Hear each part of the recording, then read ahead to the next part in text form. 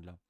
Alors, on enchaîne. Jour numéro 22, The date is near. La date approche. Santa vous a donné un accès SSH, les rousses Santa. Le flag est dans slash root. Est-ce que tu vas réussir à le choper? Username, mot de passe, let's go. Deploy. Nous sommes sur du date is near, run instance. Ça marche vraiment trop bien ce système. Vraiment, c'est un bonheur. Je l'ai déjà déployé. Et on a dit que c'était du SSH. Alors, plusieurs choses à faire. La première, essayer d'aller se connecter une première fois. SSH, on a dit, c'est n'importe quoi. On prend le port. Let's go. Et on prend le SSH user at machin. Alors, souvent, on le fait une seule fois. -p. Une première fois pour dire oui, oui, les fingerprints, c'est cool. Et derrière, on fait la strat du SSH pass-p, le mot de passe, histoire de pouvoir avoir un one-shot qui nous ramène dans le challenge. Ça, c'est moins chiant. Est-ce que je peux faire un bash heal directement là? Je suis pas sûr. Si, c'est encore plus propre. Nickel. Ok, on est bien. Sudo-l, parce que bien sûr, un petit peu d'énum montrera que c'est ça qui était... Ah non, ça n'a pas fait la même chose. On le fait normal et ensuite on va tenter un bash. Ah là j'ai flash droite-gauche, sinon c'est un peu painful. Sudo-l, on regarde un petit peu ce qu'on peut faire. On nous dit bonjour, tu as le droit à date en no password, donc en gros sudo date. Et bam, t'as un date. Pas du tout. Bam, on a la date. Vachement moins drôle qu'un date. On a le droit de faire sudo date ce qu'on veut, mais on n'a pas le droit d'avoir dans nos arguments du "-f" ou du "-file". Tiens, qu'est-ce à dire que ceci? Man date sur la machine. On a pas mal d'infos, il y a du système de debug, de file, des choses comme ça, et ça nous dit que file, ça fait l'équivalent de date, mais en prenant chaque ligne d'un fichier. Ok. Date, il fait quoi? Il affiche la string qu'on écrit. Pas no. Ça veut, honnêtement, pour moi, ça veut rien dire. Vraiment, c'est pas très clair. En revanche, autre strat, mandate pipe grep if file. Bah voilà, nous, on a envie d'avancer un petit peu dans notre exploitation. On a un binaire SUID qui peut faire soit potentiellement de l'exécution, peut-être de la lecture de fichiers, peut-être de l'écriture de fichiers. Mais ce qui nous intéresse, in fine, c'est on peut déjà mettre des bytes sur le réseau, donc zéro intérêt à avoir ça. On voudrait lire ou écrire des fichiers, on voudrait exécuter du code. On va voir ce qu'on peut faire. La question, c'est si F est bloqué, comment peut-on utiliser F? Parce que vraiment, là, on sort notre meilleur sudo-l, pardon. Vraiment, on nous dit "-f c'est mort" et "-file c'est mort". Donc quand même, sudo date-help, on l'a. On peut essayer de lire l'aide qui des fois n'est pas exactement le même d'une machine à l'autre, selon la version du man utilisée. Et en fait, j'avais commencé à chercher pendant peut-être une demi-heure sur comment est-ce qu'on pourrait matrixer ou faire un système où il y a un fichier quelque part qui fasse de l'autocomplétion, mais non, parce qu'en fait, quand on a les wildcards, même si on les backslash, au final, c'est du preprocessing bash, donc ça marche pas. Bref, un petit peu de choke. Tout ça pour me rappeler une chose, c'est qu'en fait, sur Linux, on a les options en "-help", "-file upload" sur curl ou des choses comme ça, donc double tiret et un mot-clé. Soit on a les options courtes, "-f", "-h", "-i", enfin on s'en fout. Et l'avantage d'avoir des options courtes, qui n'ont qu'un seul tiret et une option courte, c'est qu'on peut différencier "-file", une option longue, de "-file" pour dire option "-f". Enfin, "-file" serait équivalent à "-f, "-i", "-l", "e". Donc, globalement, date-f, etc, password, on va même faire shadow. On n'a pas le droit, il y a un "-f". En revanche, si on reprend notre date et qu'on se rend compte qu'on a une option tout à fait gentille qui dit oui, t'inquiète, c'est de l'UTC, eh ben, on le récupère, on a UF. C'est pas un "-f", c'est pas un "-file", c'est un "-uf", mais ça a l'effet d'un "-u" et d'un "-f.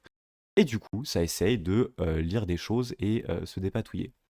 Ça marche bien, ça dépanne. Les sudoers, de toute façon, ça existe. Mais faites pas ça si vous avez besoin de faire des actions privilégiées. Faites un broker, faites autre chose. Vraiment, faut pas faire ça. Faut pas faire ça. Donc on a la lecture de fichiers, cool, sudo-l, on a le droit à user bin dev, sudo le copain, -h, le copain des choses, il ne passe rien. À savoir que j'avais tenté quand même de faire du ulimit pour limiter le nombre de file descripteurs ouverts, pour limiter le nombre de ressources mémoire, pour lancer le script et faire en sorte que le script en causant des erreurs parce qu'il n'arrive pas à exécuter ou faire certaines actions, il leak des choses. Alors il leak des choses, mais je me suis DOS ma version du challenge 7-8 fois. Je me dis bon, ça doit pas être la intended, c'est un peu trop agressif, donc flemme. Sauf que avec ce qu'on a, notre sudo date, on peut aller lire le contenu. Let's go. Pro tips, quand vous voulez sortir des fichiers comme ça qui sont un peu illisibles, il n'y a rien qui vous empêche de faire ça. Pipe base 64 tout court, avec 0, plus que ça fait sur le W0. C'est juste qu'il n'y a pas de retour à la ligne, c'est tout en un bloc. Et un petit écho histoire de. Oh bah alors. C'est sur STDR que ça Ouais, print. t'as raison. Dans E1, on a un base 64 et là on peut copier-coller d'un coup. Petit coup de VS Code, petit coup de CTRL A, CTRL SHIFT P, extension qui s'appelle uncode, base64 toString. On est à la maison, un coup de multicurseur, CTRL SHIFT L, on remplace, on nettoie. Et on nettoie et on va en fin de ligne, on enlève les trucs en trop. Il y a une date ou deux qui ont quand même fonctionné, mais on les nettoie aussi. On va nettoyer toutes celles qui matchent ça d'ailleurs. Hop là. Et on se retrouve avec, comment il s'appelait le copain, dev.sh. Dev.sh, within downloads, here we are. C'est du bash, qui a besoin d'arguments qui dit debug my script. Pourquoi pas? Et derrière, il a certaines options, cool, et les options sont implémentées de la manière suivante à base de lister les process, lister l'espace libre, faire du man et faire autre chose. Et on se dit cool, allons-y. Sudo le pote, c'est là. L'option. Un peu de zoom histoire que ce soit lisible. On a dit qu'il fallait que ça vaille rien du tout, juste que ce soit présent. Je me perds. Bonjour. Avec double tiret.